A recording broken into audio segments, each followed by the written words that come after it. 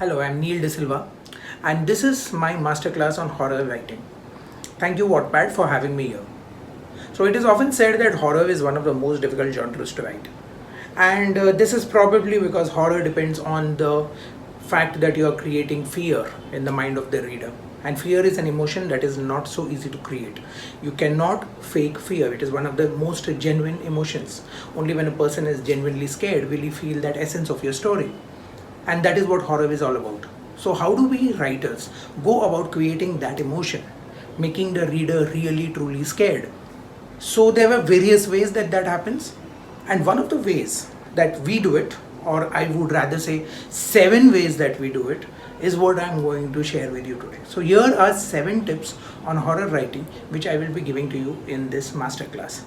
So one of the first tips to remember about horror writing is that you have to get the atmosphere right.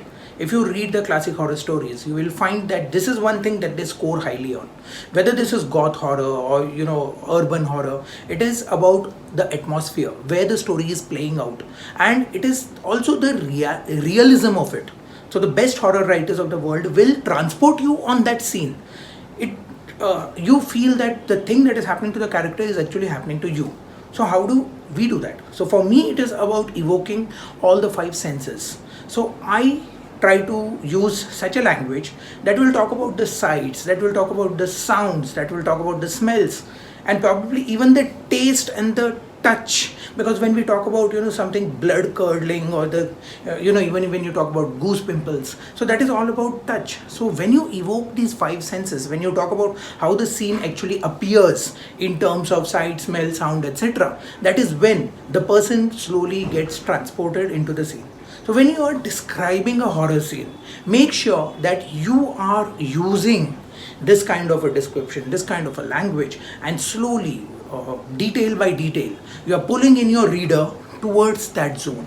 Your reader has to feel as if they are on the scene, as if it is actually happening to them. And when that happens, that is when you start the thing that you are going to talk about in your story. When you do that, you will find that you have achieved a lot. You have to then see what is the location. This is our second point: the location of your story, the venue. Every horror story plays out in a particular place which has its own mystery, which probably has a past, which has something to do with something creepy, eerie, and that is where our story plays out. Now this location, how do we decide that? Now the first thing that happens, that you have to, when you sit down to think of your story, is whether this story is the broad location. The broad location could be a rural story set in a small town, or it could be a story that is an urban story, or it may be a story that is playing out in a single house, like we have haunted house stories. Or when you are talking about the various scenes of the story, even those particular scenes, what I do is I set them in very specific locations which have a character of their own. So my scenes would be set in places like say a sanatorium, or it would be in an abandoned circus, or something like probably in a cave, in a labyrinthine maze. We had that in The Shining, and we have haunted apartments in Haunting of the Hill House. So you see how the location, or how the entire setup of the story plays a very important role. If the person is scared of a particular place, if you will joining this with the first point that I spoke about, if you are able to evoke those senses of the person, and then you will definitely be able to transport them in this location. So the first mantra of writing good horror is to bring your reader to that place where you are going to see the story yourself. That is where you want the reader to also be. Once you have done this, once your raw materials are ready, that is when you start talking about the next step. The third point that I'm talking to you is about character. There are characters in your story, or the main character, the protagonist. For me, the character is an essential part of all my horror stories, because without getting that character pat down, your story is not going to work for the reader. So what kind of characters do we usually see in horror stories? So characters in horror stories are usually people who are conflicted, or people who have had difficult past. For example, Jack Torrance again in Shining, or people who have a buried secret within them that they do not want to talk about, so they are scared the secret might come out. So that is a character that could give rise to a very good story. One more character trait, personality trait that we usually encounter in horror stories is an overwhelming sense of guilt. A person might have done something in the past which he has not been able to come out of, and that guilt is still persisting in that individual.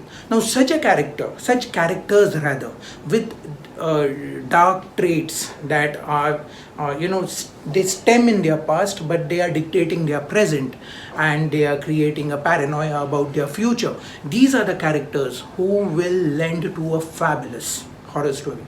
So when you have these elements established, the location, the character, and your atmosphere, then you come to think about something which is, you cannot take it out of the horror story at all, and that is the larger than life legend or a lore or something that we are going to bring out in our story. Now this is what does a lore mean, or what does a legend mean? Now this could be a story that has been going on. It's something like the Bloody Mary, or something that you have heard in your childhood and it still exists. So this is something. But what we also talk about when we talk about legends are not those as existing ones, but those which come out of our own imagination. So horror is all about imagination. It is one of the darkest fantasy genres that is there. And a good horror author will never restrict that imagination. He or she will always let go and think about what they can bring to life.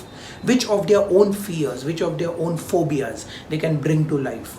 Now this could be anything. This could be a monster, it could be a creature, or it could be simply an impediment which is not allowing a person to do something, or it can be a fear of anticipation, right, which is the best kind of horror. We all love to see horror stories where you do not know what is going to happen next. So that anticipation is also a kind of fear, and we all have that. All of this cumulatively is what I term as the lore of horror, or the legend of horror.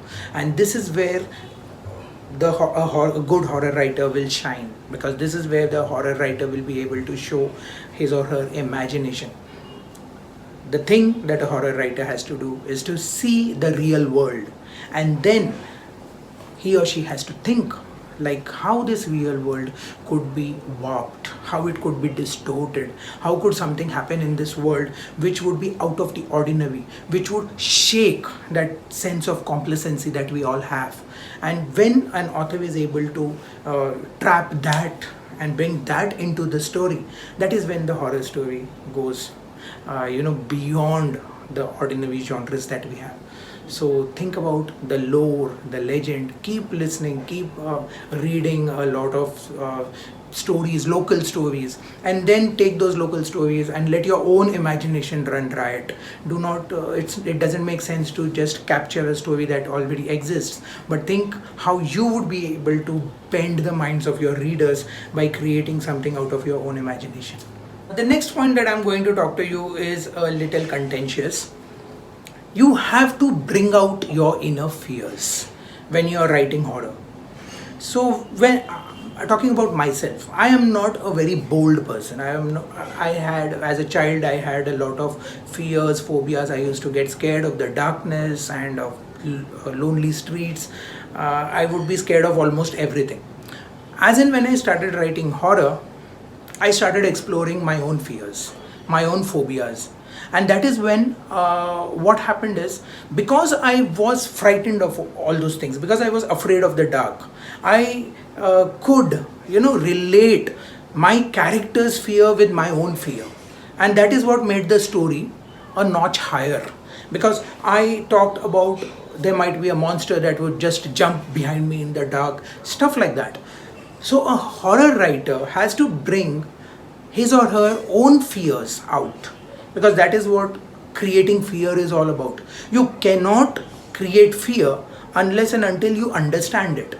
And how do you understand it? So that is why I say that people who are timid, they can write better horror than people who are courageous and bold.